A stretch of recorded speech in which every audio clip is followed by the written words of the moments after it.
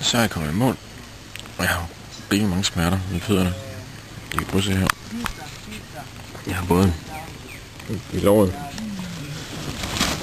og så i fødderne. Men det er faktisk værre, når man lige vender den om. Så kan I se, hvordan det ser ud lige nu. Efter 23 timers arbejde. Så ser den sådan her ud.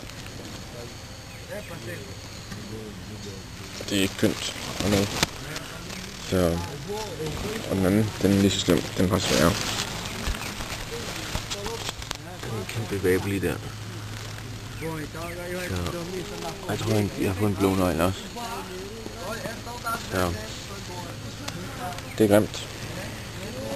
Det er meget, meget grimt. Så nu får vi se, hvad der sker. Men jeg er træt. Så, vi ses senere.